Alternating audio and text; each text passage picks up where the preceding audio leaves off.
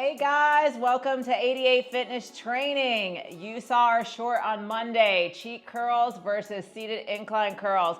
Which one builds more muscle? So we're gonna settle the debate today.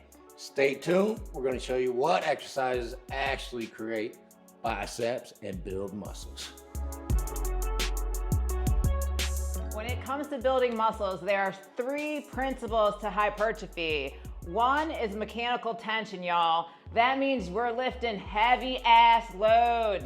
Yes. Number two is working tension. That means we're gonna take that heavy load and we're gonna move it over a great distance.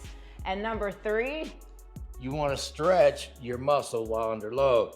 We keep telling you the most potential for growth is a stretch muscle under load. So make sure you're getting that stretch. And let me throw my bro science in there. Just lift some weights. So when you combine all three, mechanical tension, working tension, and stretching under load, now you've got the recipe for growth. So now that you know the three principles to hypertrophy, let's get into these bicep exercises. We're gonna start with incline seated curls, just like we did in our short on Monday. When you lean back in this position, you're able to stretch the shoulders kind of behind your body and your arms. And so this automatically places your biceps in a stretched position.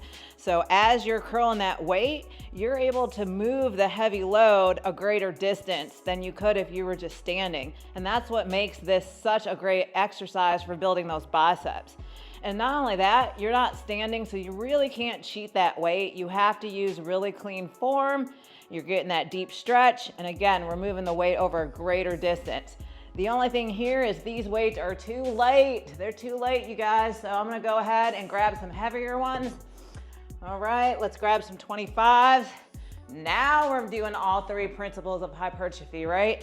I got a heavy load, I'm moving at a great distance, and I'm placing my arms in their most stretched position right here. So go ahead, get your 6 to 10 reps and really struggle. Those last like 3 reps should be really hard for you guys. And it's okay if you hit failure there, right? That means you really challenged yourself. So there you have it. Woo! And I got standing dumbbell curls. Check it out. You can lift a little bit heavier.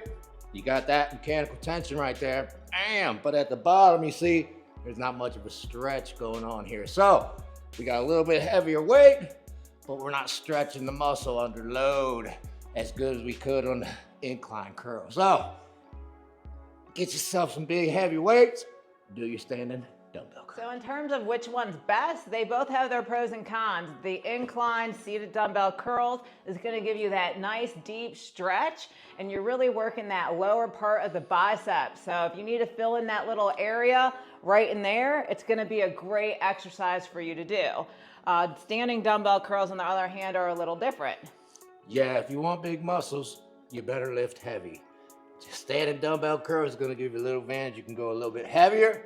So if you want big muscles, build mass, you might wanna do both exercises, y'all. There you go. So work both into your workout. All right, up next, we've got cable curls facing the stack versus facing away from the stack.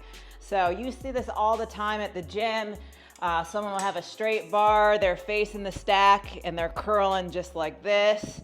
It's not a bad exercise, but the thing with this one is you really only have good amount of tension midway through the rep range.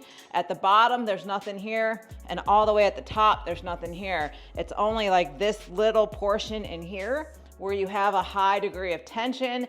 So it makes this one not as effective as an exercise versus facing away from the stack. Now we're gonna do the curls facing away from the machine. Extended range of motion curls, if you will, right? All right, when you're setting up, you wanna put the pulleys just below your hand height, so we can probably come up one right there. Put your D handle in here. It can be plastic, metal, doesn't matter. Same thing over here, just under hand height. Are they even? I think so.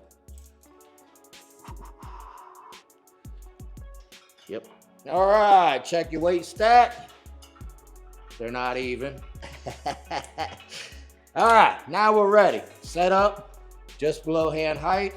stretch your biceps out. So you're gonna have to take a step out from the machine here, and then you're gonna hit your curls.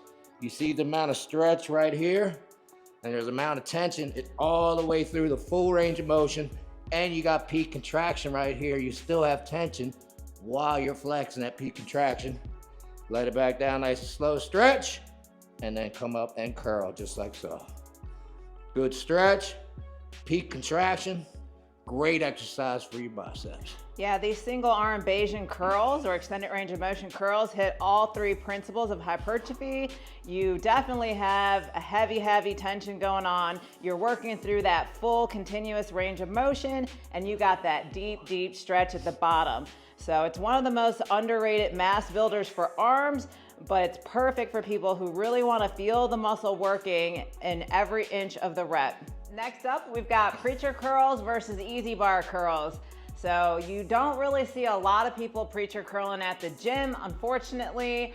So if you see that preacher curl bench, definitely grab it. I don't have one here, so I'm gonna show you a modified version on the incline bench. But we're just gonna sink the armpit down into that bench. We're slowly gonna release the dumbbell, get that deep stretch, just like this. Come back up. Now, what I really like about this is you have a good amount of tension here at the bottom of the range of motion, and really the entire one until you get to the top, all right? So you got that lower to mid-range tension, and you can really load up the weight here. So grab a really heavy dumbbell, and as long as you can get nice clean form, nice clean reps, you can keep adding weight. So just like this, you want about 6 to 10 reps per arm. And it should be a challenge, you guys. You know, common mistakes not stretching out this arm deep enough. You kind of see I have the dumbbell hanging off the bench a little bit so I can get all the way down. If I was like this, I can't get as deep of a stretch. So really stretch it out and squeeze. Unlike the preacher curl, you see the easy bar curls all the time, y'all. Check it out. Grab the bar, curl up, and then back down. Unfortunately, you're gonna lose tension here at the bottom. And once again at the top, once you get past here, not really much bicep, right? So easy bar curls, no stretch at the bottom. And then once you get past midpoint here, up top, it's pretty much no more bicep, right? So it's like Camille's exercise earlier when you're facing the cable machine.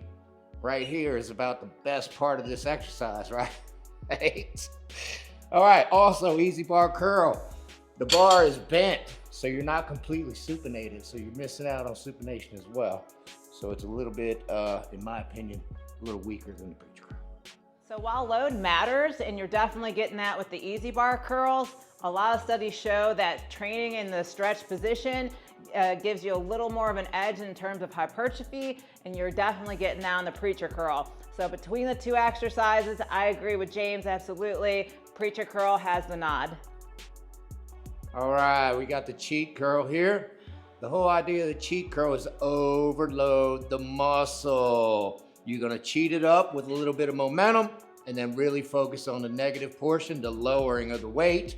This is gonna be more weight than you can lift, strictly, obviously, because you're cheating it, and then you really focus on the lowering portion, so you overload that bicep with more weight than you can do for a strict curl.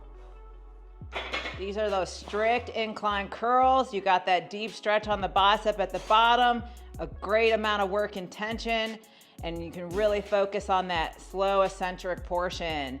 And then once you hit failure, what I love about this is that you can do partials.